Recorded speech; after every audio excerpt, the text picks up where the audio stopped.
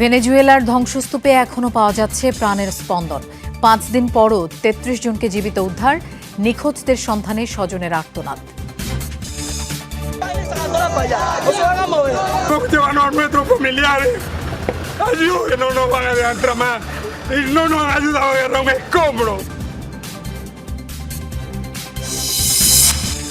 টানা ৩ দিন উত্তেজনার পর হামলা বন্ধে রাজি যুক্তরাষ্ট্র ও ইরান। হরমুজ প্রণালী সংক্রান্ত বিরোধ নিষ্পত্তিতে মঙ্গলবার কাতারে আলোচনায় বসতে যাচ্ছে দুই পক্ষ। ইউরোপ জুড়ে নজিরবিহীন দাবদাহে মাত্র এক সপ্তাহে প্রাণহানি ছুঁই ১,৫০০। চলমান এই দুর্যোগকে সাইলেন্ট কিলার আখ্যা বিশ্ব স্বাস্থ্য সংস্থার।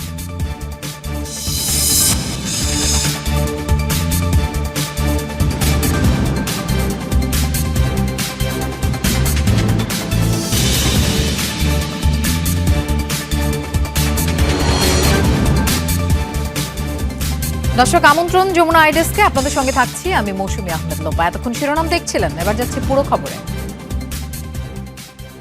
ভেনেজুয়েলার ধ্বংসস্তূপের মাঝে এখনও শোনা যাচ্ছে মানুষের আওয়াজ। রোববার একদিনে ৩৩ জনকে জীবিত উদ্ধার করা হয়েছে। এখনও নিখোঁজ প্রায় ৬০,০০০। প্রয়োজনীয় সরঞ্জামের অভাবে মারাত্মক ধীরগতি উদ্ধার কাজে। প্রিয়জনের সন্ধানে খালি হাতেই ধ্বংসস্তূপ সরানোর চেষ্টা করছে নিখোঁজদের স্বজনরা। ক্ষোভ, হতাশায় দিশেহারা মানুষগুলো।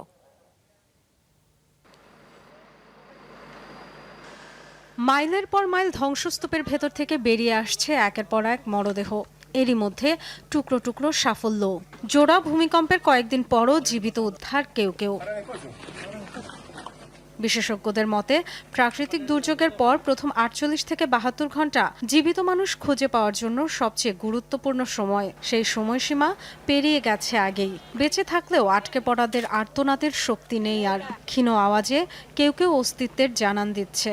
শনাক্তকারী যন্ত্রের সাহায্যেও ধ্বংসস্তূপের নিচে মিলছে প্রাণের স্পন্দন। আমরা এই পরিস্থিতিতে প্রাণের অস্তিত্ব খুঁজছি। জীবিতদের সন্ধানে ইলেকট্রনিক যন্ত্রপাতি আর কুকুর ব্যবহার করছি। স্পেন, ফ্রান্স, কাতার, মেক্সিকো, যুক্তরাষ্ট্র, যুক্তরাজ্য সহ বিভিন্ন দেশের প্রায় ২,০০০ উদ্ধারকারী কাজ করছে ভেনেজুয়েলায়। তাদের সাথে রয়েছে প্রশিক্ষিত কুকুর, ড্রোন, শ্বাস প্রশ্বাস শনাক্তকারী যন্ত্র। কিন্তু নিখোঁজ প্রায় ৬০,০০০ মানুষের সন্ধানে তা একেবারেই যথেষ্ট নয়। প্রয়োজনীয় যন্ত্রপাতি নেই, পর্যাপ্ত লোকবল নেই। এমন অবস্থায় উদ্ধারকারী দলের আশায় বসে থাকতে পারছেন না নিখোঁজদের স্বজনরা। খালি হাতে ধসে পড়া ভবনের জঞ্জাল সরানোর তৎপরতা অনেকের। জীবিত না হোক, অন্তত প্রিয়জনের মরদেহটুকু বের করে আনতেই চলছে প্রাণপণ প্রচেষ্টা। আমার মেয়েটার অর্ধেক শরীর বের করতে পেরেছি। যাদের কাছে যন্ত্রপাতি আছে তাদের বারবার ডেকেও পাচ্ছি না। তারা আমাকেও মেরে ফেলুক, আমার তো হারানোর কিছু বাকি নেই।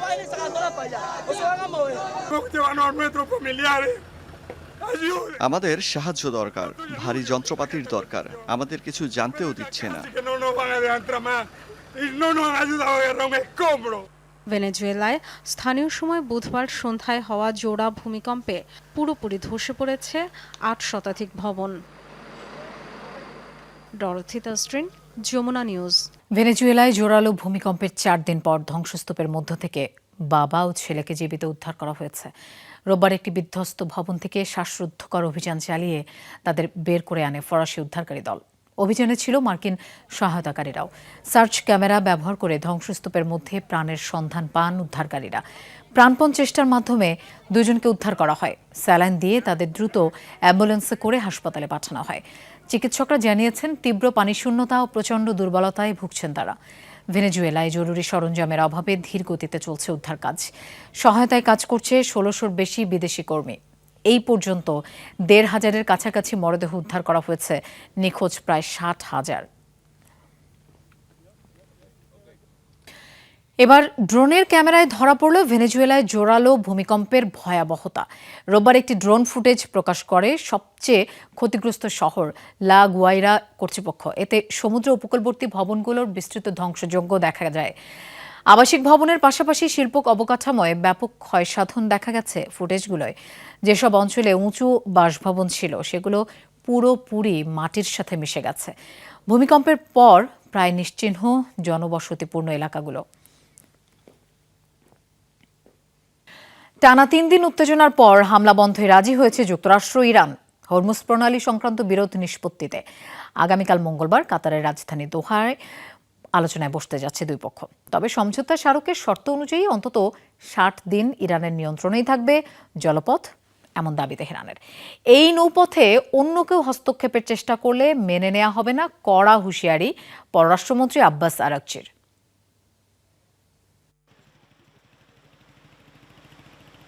যুদ্ধবিরতি কার্যকরের মাত্র 11 দিনের মাথায় যুক্তরাষ্ট্র ইরান পাল্টাপাল্টি হামলায় আবারও ছড়িয়েছিল উত্তেজনা। হরমুজে পরপর দুদিন দুটি বাণিজ্যিক জাহাজে হামলার মধ্য দিয়ে ফের মাথাচাড়া দিয়ে ওঠে সংঘাত।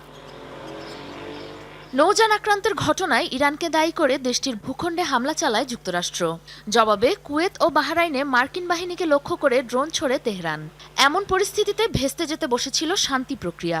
এবারও সংঘাতের কারণ কৌশলগত জলপথ হরমুজ প্রণালী।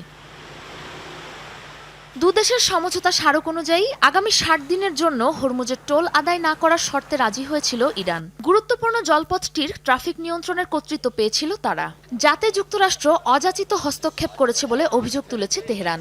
শর্ত না মানলে ব্যবস্থা নেওয়ার হুঁশিয়ারি দিয়েছেন ইরানের পররাষ্ট্রমন্ত্রী। হরমুজ প্রণালীর ব্যবস্থাপনায় কোনো পক্ষ কিংবা রাষ্ট্রের হস্তক্ষেপ মেনে নেওয়া হবে না। সমঝোতা স্মারকের চুক্তিকে সম্মান করুন, না হলে এটি ফেস্তে যাবে।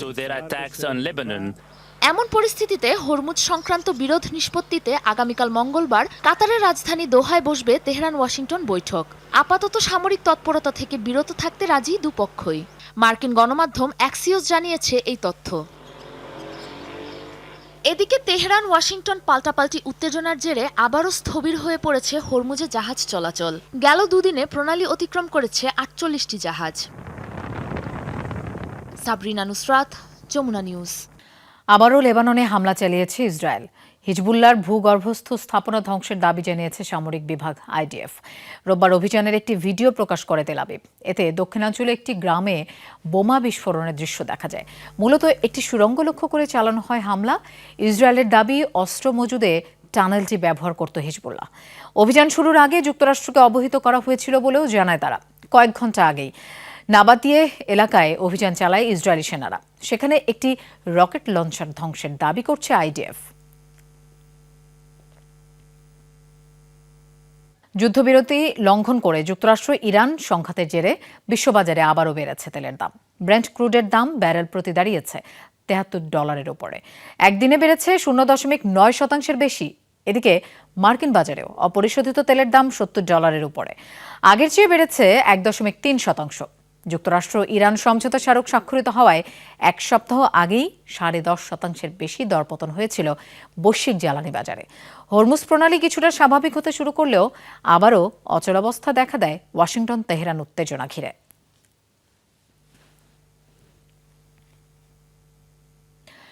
মার্কিন ইসরায়েল হামলায় ক্ষয়ক্ষতি ও মৃত্যুর ঘটনায় ইরানের বিচার বিভাগকে যথাযথ আইনি ব্যবস্থা নেওয়ার আহ্বান জানিয়েছেন সর্বোচ্চ নেতা মুজতবা খামেনি।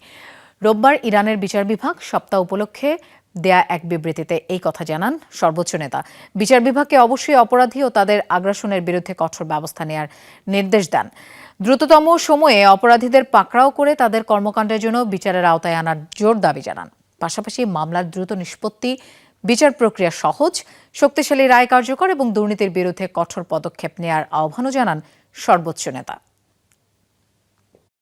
ফিলিস্তিনে নজিরবিহীন নৃশংসতা চালাচ্ছে ইসরায়েল। গাজা ও দখলকৃত পশ্চিম তীরে হামলার পরিধি বাড়িয়েছে আইডিএফ। 24 ঘন্টার বিমান হামলায় প্রাণ গেছে 13 বছরের এক কিশোরী সহ কমপক্ষে 4 জনের।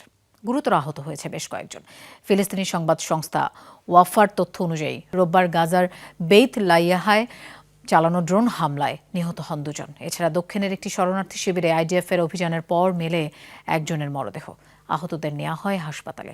এছাড়াও অধিকৃত পশ্চিম তীরে ইসরায়েলি বাহিনীর নিষেধাজ্ঞার কারণে টানা 8ম দিনের মতো বন্ধ রয়েছে আজান। নাবলুসে অভিযান চালিয়ে আটক করা হয়েছে 11 ফিলিস্তিনিকে।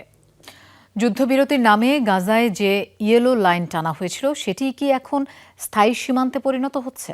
সম্প্রতি কংক্রিট ব্লক বসিয়ে এবং ট্যাঙ্ক সাজোয়াজান মোতায়েন করে নিরাপত্তা অঞ্চল সম্প্রসারণ করছে ইসরায়েল। নিয়ন্ত্রণে নিচ্ছে গাজার বিস্তীর্ণ এলাকা।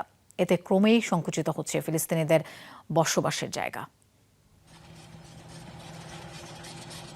গাজার পূর্বাঞ্চল থেকে শুরু করে খান ইউনিস, রাফা এবং গাজা সিটির তুফা এলাকা একের পর এক বসানো হচ্ছে হলুদ রঙের কংক্রিট ব্লক। এগুলো এখন পরিচিত ইয়েলো লাইন নামেই।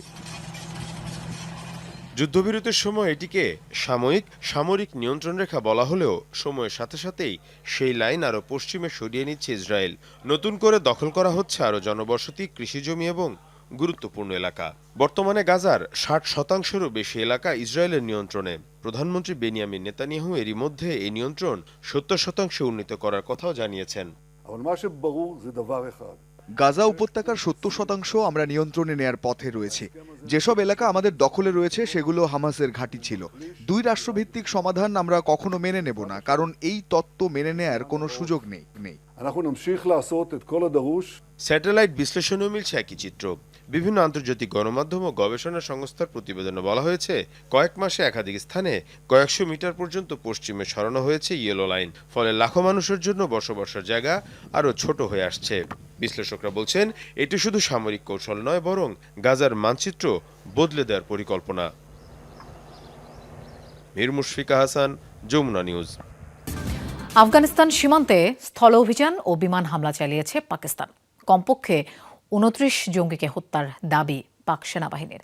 কর্মকর্তারা বলেন, সাম্প্রতিক বিভিন্ন প্রাণঘাতী হামলার পাল্টা জবাব হিসেবে রোববার রাতেই হামলা চালানো হয়। 29 জঙ্গিকে হত্যার দাবি করে পাকিস্তানের তথ্যমন্ত্রী আতাউল্লাহ তারার সামাজিক যোগাযোগ মাধ্যম এক্স হ্যান্ডেলে দেয়া এক পোস্টে জানান, পূর্ব আফগানিস্তানের 3টি প্রদেশ পাকতিকা ও কুনারে বিমান হামলা চালিয়ে 3টি লক্ষ্যবস্তু ধ্বংস করা হয়েছে। অন্যদিকে তালেবান সরকারের মুখপাত্র জানিয়েছেন, হামলায় নারী ও শিশু সহ প্রাণ হারিয়েছে 38 জন বেসামরিক নাগরিক, আহত হয়েছে অন্তত 163 জন। বেসরকারি টিভি চ্যানেল জিও নিউজের সম্প্রচার লাইসেন্স 15 দিনের জন্য বাতিল করেছে পাকিস্তান। শুক্রবার আশুরা স্মরণে প্রচারিত একটি অনুষ্ঠান নিয়ে শুরু হয় বিতর্ক, যার জেরে নেওয়া হয়েছে এই সিদ্ধান্ত। তথ্যটি নিশ্চিত করছে পাকিস্তান গণমাধ্যম নিয়ন্ত্রক সংস্থা। ওই অনুষ্ঠানে কিছু সংবেদনশীল দৃশ্য দেখানোর অভিযোগ উঠেছে। সংস্থাটির দাবি, এগুলো মানুষের ধর্মীয় অনুভূতিতে আঘাত করতে পারে, নষ্ট হতে পারে সম্প্রীতি, শৃঙ্খলা বিঘ্নিত হওয়ার আশঙ্কা রয়েছে বলেও জানানো হয়। এক বিবৃতিতে জিও নিউজ জানায়, ভুলবশত প্রচারিত হয়েছে সংশ্লিষ্ট দৃশ্যটি, যা এরই মধ্যে তাদের চ্যানেল থেকে অপসারণ করা হয়েছে।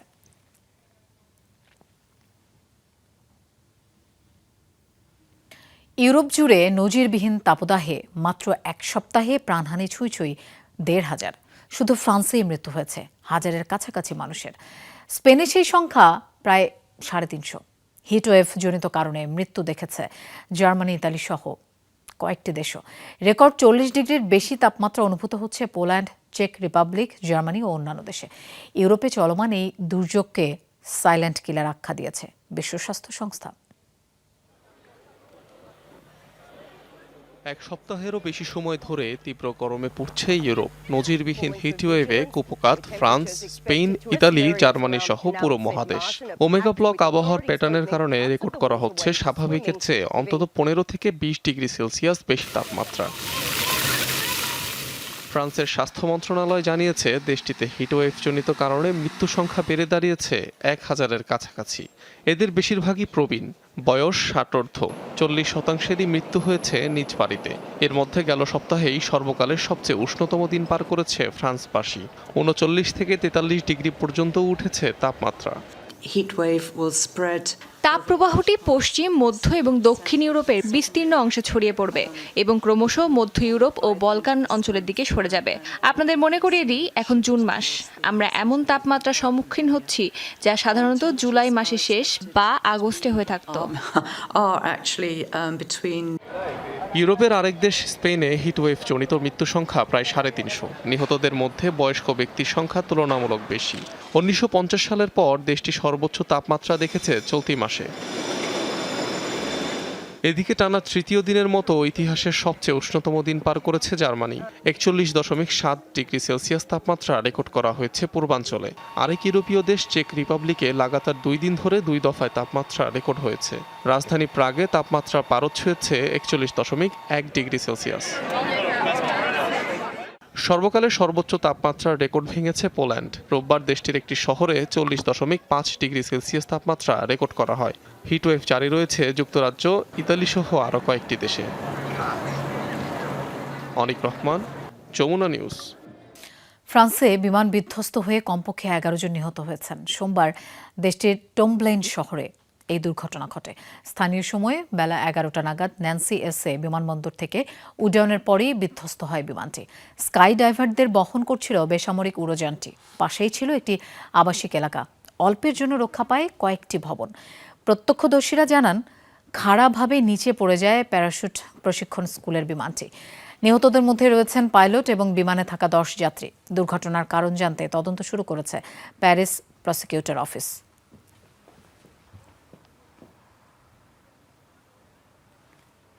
কুর্দিস্তান ওয়ার্কার্স পার্টি বা পিকেকের শীর্ষ নেতা আবদুল্লাহ ওকালান এবং অন্যান্য রাজবন্দীদের কারামুক্ত করার দাবিতে তুরস্কে হয়েছে বিক্ষোভ মিছিল।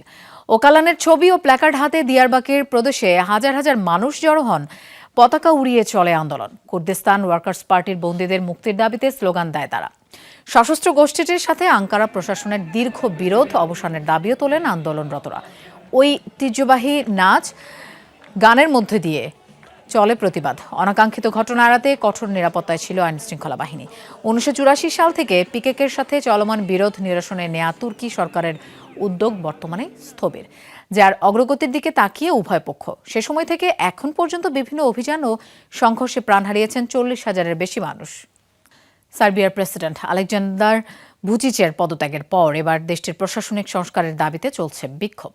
ছাত্র জনতার বিক্ষোভের মুখে শনিবার পদত্যাগ করেন ভুচিচ।